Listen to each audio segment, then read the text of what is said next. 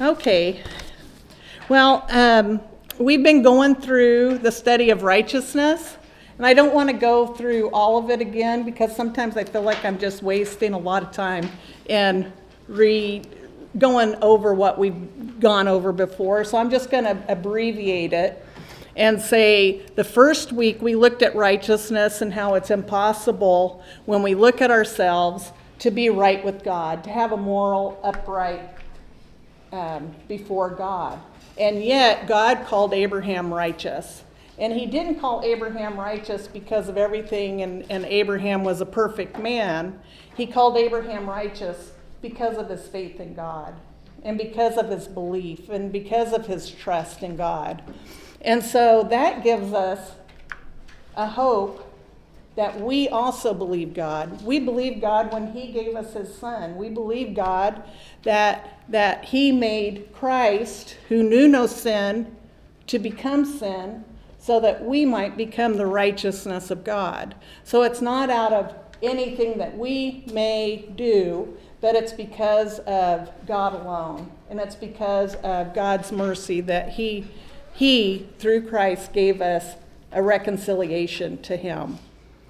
We also looked at the scribes and Pharisees, and I've kind of been stuck on this point because I get worried about myself and getting in that predicament that these men were in, that they had a presence, a sense of righteousness, and yet they were told that they were like a whitewashed tomb full of dead men's bones. And so we looked at sometimes we see someone that we deem as righteous and they're not. So we have to kind of assess the righteousness of people by the fruits of the Spirit. Then following that, we also, the next week, looked at, well, if our righteousness comes from faith, I don't have to do anything. And so I just wanted to address the fallacy of that because we are found righteous and because we're God's people, we're holy because he's holy. We reflect Christ.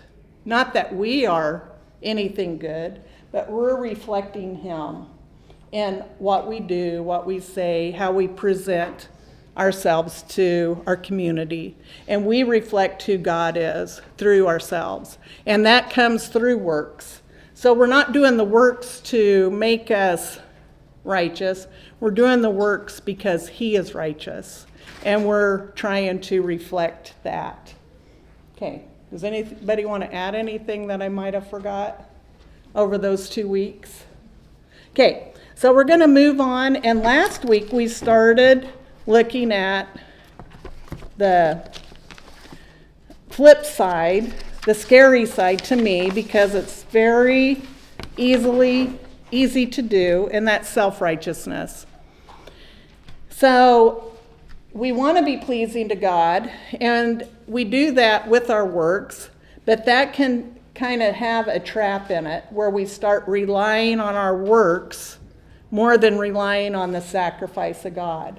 So we know that our works aren't the cause of our salvation. We've already received our salvation through Christ. And we read last week Romans 9:30 through 10:4. Will someone want to read that? And if not, I can read it. Romans what? 9:30 through chapter 10, verse 4.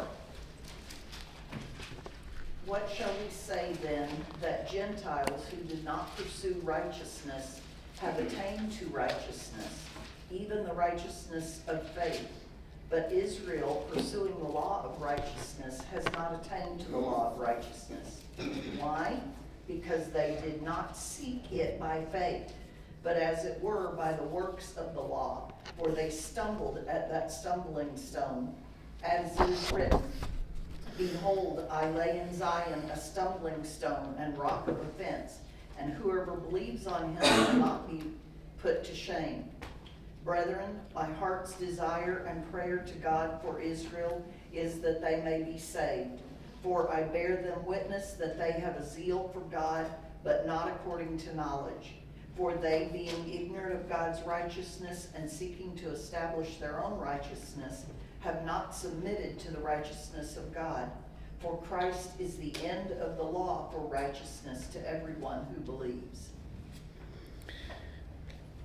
So we did kind of talk about that stumbling stone, and if you want to know that reference, it's Isaiah 8:14 and 1 Peter 2:8, and then also Isaiah 28:16 and Psalms 118:22, that's Christ. These people had a zeal for God, and yet that zeal was misplaced because they rejected Christ. They rejected who God had sent for their redemption. And to me, this is really sad because we've met people who have a zeal, but sometimes that zeal's misplaced and it's not new. Sometimes our zeal might be misplaced. And it's not something new, but it's something that we need to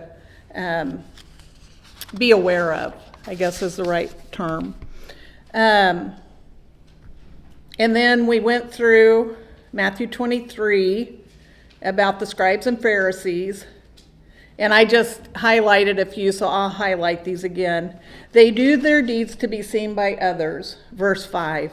They love the place of honor at feast and the best seats in the synagogues, verse 6. They love greetings in the marketplace and being called rabbi by others, verse 7. Woe to you, scribes and Pharisees, hypocrites, for you tithe mint and dill and cumin, and have neglected the weightier matters of the law, justice and mercy and faithfulness. These you ought to have done without neglecting the others. You blind guides, straining out a gnat and swallowing a camel. Woe to you, scribes and Pharisees, hypocrites, for you clean the outside of the cup and plate, but the inside are full of greed and self-indulgence. You blind Pharisee, first clean the inside of the cup and the plate, that the outside also may be cleaned. Woe to you, scribes and Pharisees, hypocrites, for you are like whitewashed tombs, which outwardly appear beautiful, but within are full of dead people's bones and uncleanliness. So you also outwardly appear righteous to others, but within are full of hypocrisy and lawlessness. Woe to you, scribes and Pharisees, hypocrites, for you build the tombs of the prophets and decorate the monuments of the righteous, saying, if we had lived in the days of our fathers, we would not have taken part with them in shedding the blood of the prophets. Thus you witness against yourselves that you are the sons of those who murdered the prophets.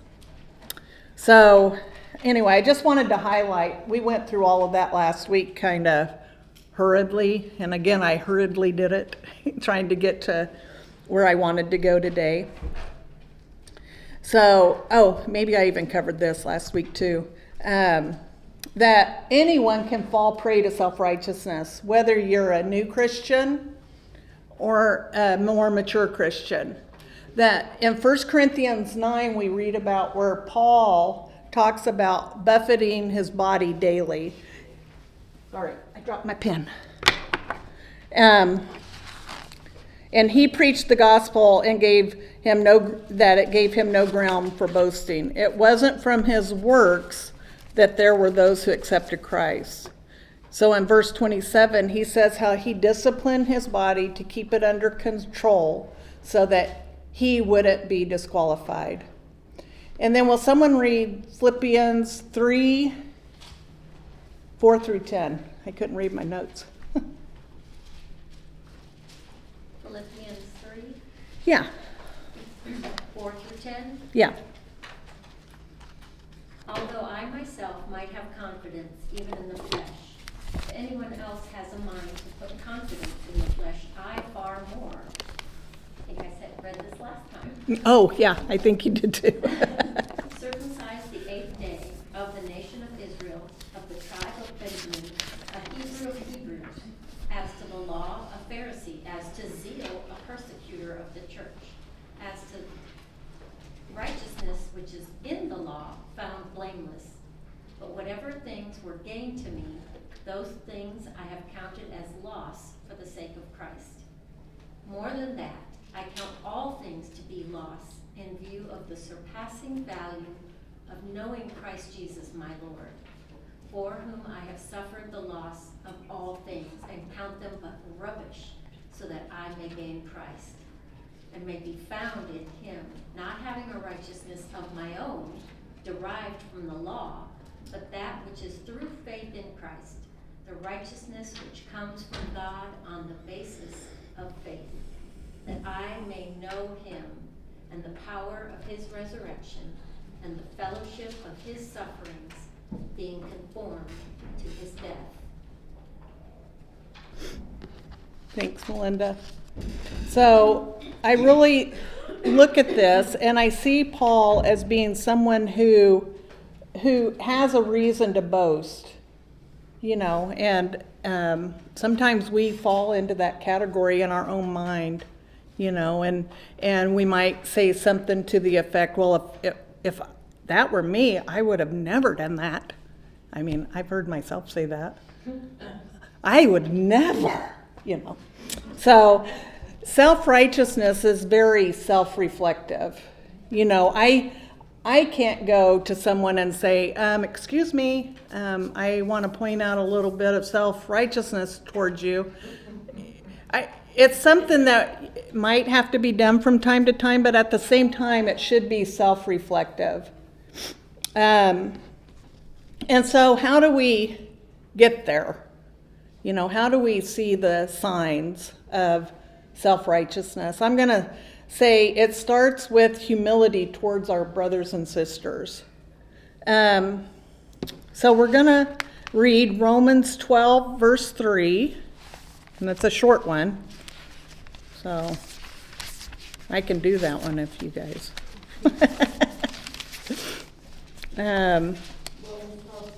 Yeah, verse 3. Okay. For through the grace given to me, I say to everyone among you, not to think more highly of himself than he ought to think, but to think so as to have sound judgment, as God has allotted to each a measure of faith. So, first off, we have to really judge ourselves in a way that compared to Christ. And it's easy for me, I'm speaking, I'm pointing all the fingers at me, not even just four. I'm pointing all the fingers at me. That whenever we have a view of ourselves and we're looking and we don't want to think, oh, well, I have really achieved it. Wish they could understand what I understand. That's just, you're entering into a possible self-righteousness. Okay. These are my thoughts. So I wrote this down late last night. I wanted to read Matthew 18 because I believe it also can start with forgiveness.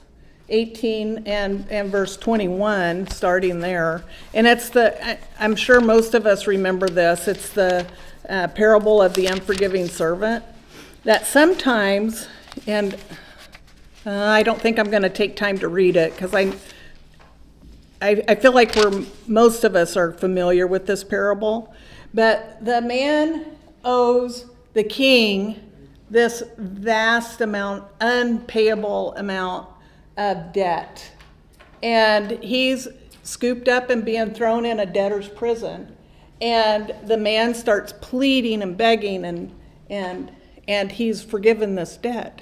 Then he quickly goes out and finds a fellow servant and starts choking him and, you owe me. And so the man, another servant sees it and reports it to the king, and so he is thrown into prison.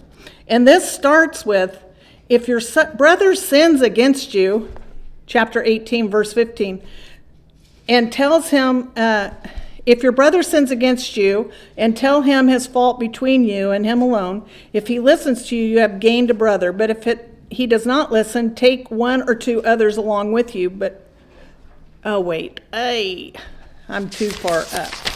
Because, See, I read this off my phone. Okay, yeah, so it starts with 34. So I wanted to start where Peter said, then Peter came to him in verse 21 and said to him, Lord, how often will my brother sin against me and I forgive him? As many as 7 times? And Jesus said, I do not say to you 7 times, but 70 times 7 times. So forgiveness, and then it goes into this verse or this parable about the unforgiving servant. So sometimes we think, oh, look at that debt I just got myself out of. Oh, I'm so good. But we then look at our fellow servants and we say, hey, you owe me this debt, and I'm not willing to forgive you the debt you owe me. So I just wanted to bring that up too, that could be a pitfall for self-righteousness. I know I'm going fast. If anyone wants to add your thoughts, I really appreciate your thoughts. Philippians 2:3, do nothing from selfish ambition or conceit, but in humility count others more significant than yourselves. So those are just 2 of counting others better than you do yourself, and that's hard to do sometimes, I'm just saying. So Luke 9 through 14, there's another parable. I feel like I'm just rushing through this. I'm sorry. I don't mean to be. Okay, what? 18, 9 through 14. Oh, 18.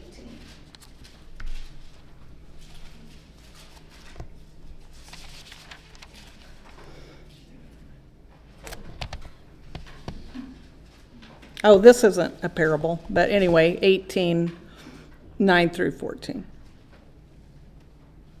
Oh, yes, this is. I'm looking at verse 18 that I'm going to next. Okay, so I'm sorry, the parable. Go ahead, Patricia. Oh, okay. Also, he spoke this parable, yeah, it is a parable, Yeah. to some who trusted in themselves that they were righteous and despised others. 2 men went up to the temple to pray, one a Pharisee and the other a tax collector.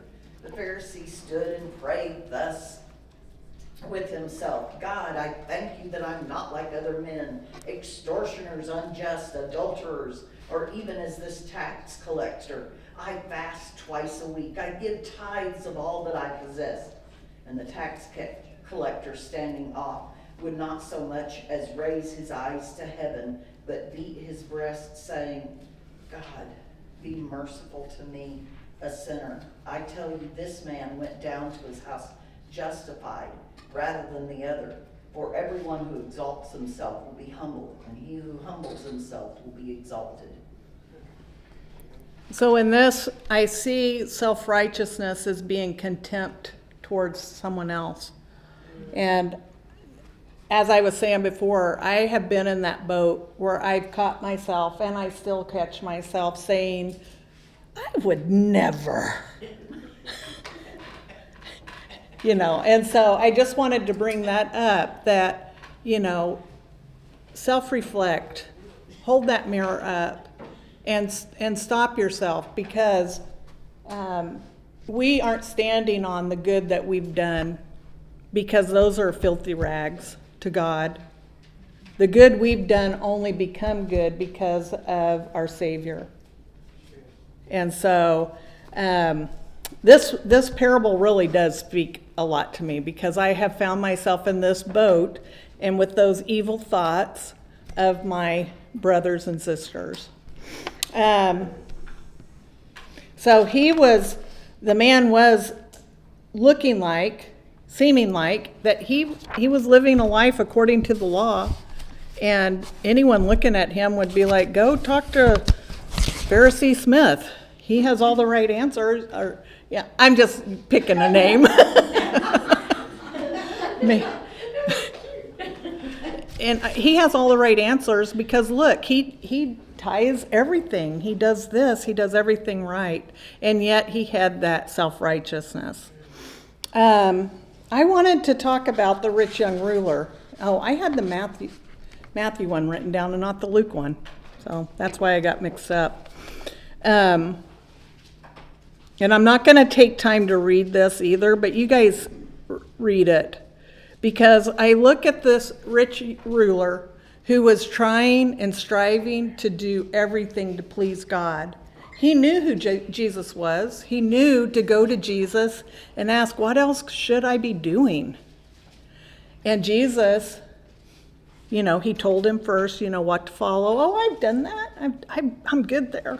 And then he followed it up by selling his possessions and come and following Jesus. Come follow me. And the man hung his head because he wasn't willing to do it. And I've been in the boat of saying, well, shame.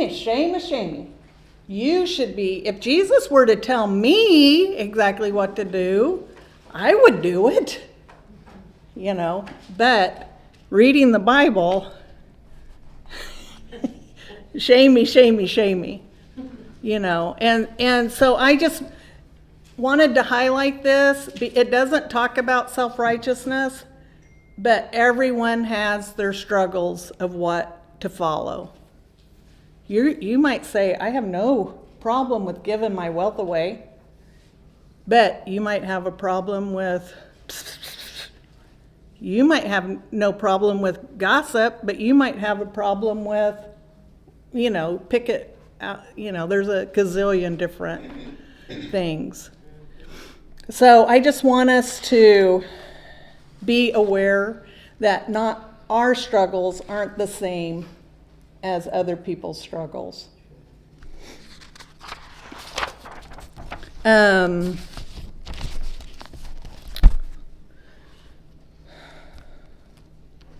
Oh, maybe I turned my page too soon. So I wanted to look at Matthew 7, 1 through 5. With that, what I just said in mind, okay? I hope this is the right verse. I was really busy yesterday, so I wasn't able to really go through all of my notes completely, in case you were wondering. Cindy, would you like to read that? Matthew 7, 1 through 5.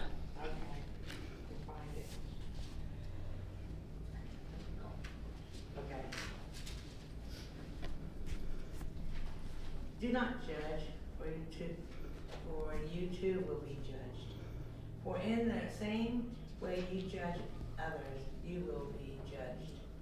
And with that measure you use, it will be measured to you. Why do you look at the speck and the sawdust in the brother's eyes and pay no attention to the plank in your own eyes? How can you say to your brother, let me take the speck out of your eye, and when all the time there is this plank in your own eye? You hypocrite, first take the plank out of your own eye, then you will see clearly to remove the speck from your brother's eye. Is that it? Yeah, that's great. Wow, plank. All of my sins are just sawdust. That's really how we look at ourselves. We can explain things away so easily for ourselves, but that's just who I am. I'm just someone that gets mad, or that's just the way I was raised. Whatever the excuse might be, we can diminish our own sin. It doesn't tell us not to help our brother, but it tells us, reflect on yourself. You need to be careful how you approach your brother with the awareness that their sin, the things they struggle with, are different than the sin we struggle with. And the sin we struggle with, guess what? They're logs. So we need to be careful. And I'm just saying that because we're all different. We all come from different backgrounds, different. Brenda, did you have something? Just that illustration of a log protruding from your eye, Mm-hmm. and you try to assist somebody with a speck in their eye, what's that log gonna do to them? Mm-hmm. You know, it's gonna push them away, it's gonna knock them over, it's gonna, you know, that just, you can't do any good for them when you're pushing them around. Yeah, that is a good analogy. That's a good vision, illustration. But I noticed too, though, that it doesn't tell us not to help them. No, We should be helping one another.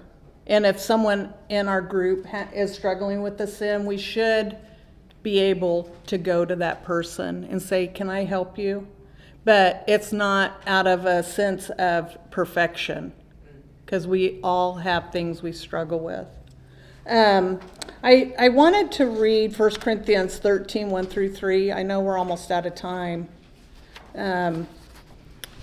Tanya, can you read that? In the middle of a yawn, I'm sorry.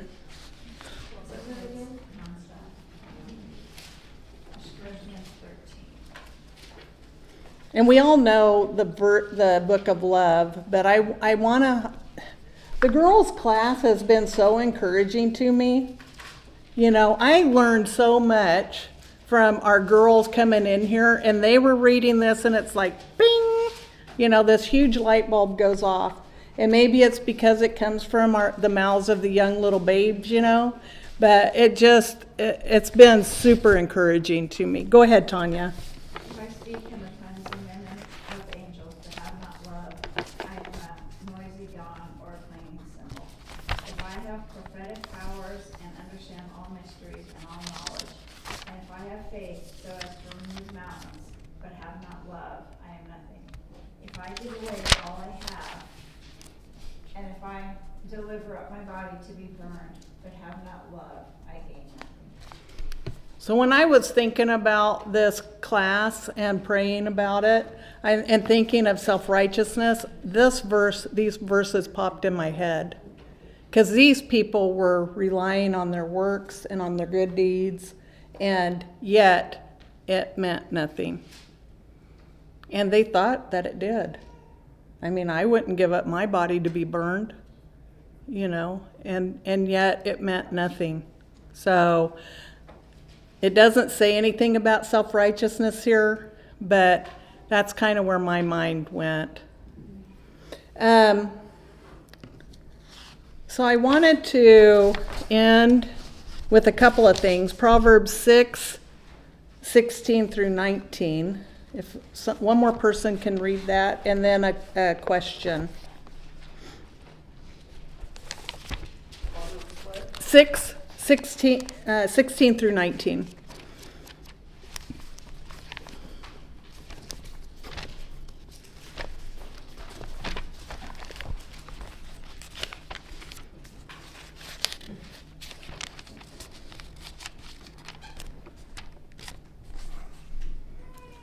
There are 6 things that the Lord hates, 7 that are an abomination to him: haughty eyes, a lying tongue, the hands that shed innocent blood, a heart that devises wicked plans, feet that make haste to run to evil, a false witness who breathes out lies, and the one who sows discord among the brothers. I'm thinking we better sit up and take note when God tells us what he hates. And haughty eyes is the first thing mentioned. And it is on the same plane as shedding or murdering an innocent, shedding innocent blood. So I look at haughty eyes as being self-righteous. Look what I've done, look what I've accomplished. And that is an abomination towards God. So, I know we're past time. So how can we be sure that we're keeping away from self-righteousness? Any thoughts? I say humility and love, Ephesians 4:2. And I just wrote down some things, and I hope that if you guys have some more to add to this, these are my thoughts, okay? First, practice what you preach. Woe to you, scribes and Pharisees. Don't put burdens on someone that you're not willing to do, but at the same time, everyone's to work out their own salvation, okay? Don't compare yourself to others. When helping another with the sin, don't become conceited. Don't glory in yourself and think your goodness comes from you. Your goodness comes from God. Forgive. Don't do things that are to be seen by men. And so those were just a few things I jotted down. Does anyone have anything they want to add? I would say also like continuously meditating on the price that Christ gave, and also Yes. thinking about how loved you are, which seems kind of counterintuitive there, but honestly realizing how much you already loved, and there's nothing really to prove anymore. Right. I would have being around your sisters and brothers. There is a level of accountability that you have. Mhm. Love you. And even not seeing yourself, but they see in you. They can hold you accountable. So That's good, yeah. I wanted to say that in the end, we are all our own best self-promoter. We're better than our moms towards ourselves. And our moms will promote you to the ends of the earth. But when we're confronted, Tamika, with a sin or something, one way I try to reflect on if my attitude's right. If someone comes to me and says, Aunt, you're doing this, I don't know if you realize it, but you're being harsh, you're being judgmental, you're being whatever the word might be. Take that and don't take it and become defensive. Because that's what I tend to do when I'm confronted. The only person I don't do that was with my sister. She's brutally honest, and she could tell me anything.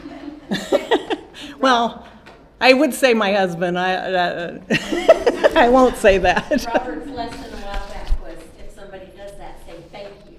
But yeah, and with that thank you, though, it could be a